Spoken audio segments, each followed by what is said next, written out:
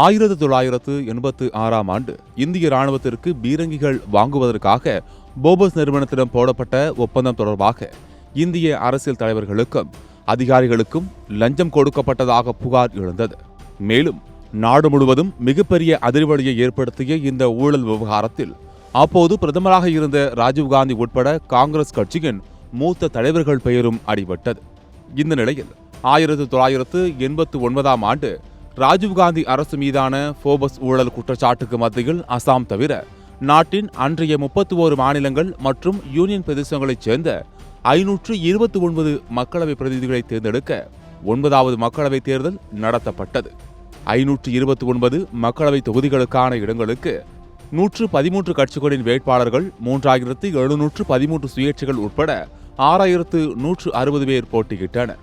தேர்தலுக்காக நாடு முழுவதும் 5,80,798 வாக்குப்பதிவு மையங்கள் அமைக்கப்பட்டன.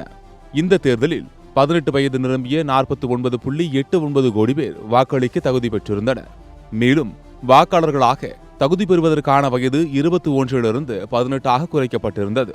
இதன் காரணமாக முந்தைய தேர்தலை விட கூடுதலாக 9.8 கோடி பேர் வாக்காளர் பட்டியலில் இணைந்தனர். 1989ஆம் ஆண்டு நவம்பர் மாதம் 22, 26 ஆகிய தேதிகளில் தேர்தல் நடத்தப்பட்டது. இந்த தேர்தலில் 30.9 கோடி பேர் வாக்களித்த நிலையில் 61.95% வாக்குகள் பதிவாகின. ஒரு வாக்காளருக்கான செலவு ரூபாய் 3.1 என்ற வகையில் இத்தேர்தல் ரூபாய் 154.22 கோடி செலவில் நடத்தி முடிக்கப்பட்டது.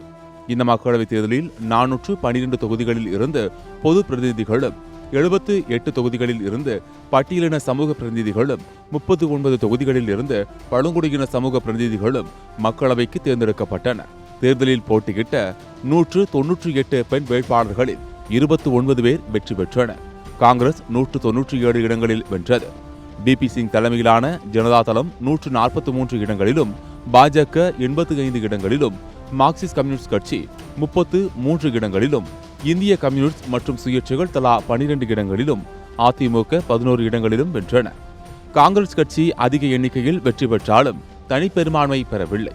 மேலும் இந்தியா அதுவரை கண்ட தேர்தல் வரலாற்றில் முதல் முறையாக எந்த கட்சிக்கும் பெரும்பான்மை கிடைக்காததால் பாஜக, மார்க்சிஸ்ட் கம்யூனிஸ்ட் கட்சி மற்றும் கம்யூனிஸ்ட் கட்சிகள் ஆதரவுடன் ஜனதாதளம் தேசிய முன்னணி கூட்டணியை உருவாக்கி ஆட்சி அமைத்தது.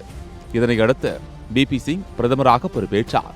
அதிக இடங்களில் வெற்றி பெற்றும் ஆட்சி அமைக்க பெரும்பான்மை இல்லாததால் பிரதமராக இருந்த ஒருவர் எதிர்க்கட்சி தலைவராக அமர்ந்ததை முதலில் இந்திய மக்களவை கண்டது.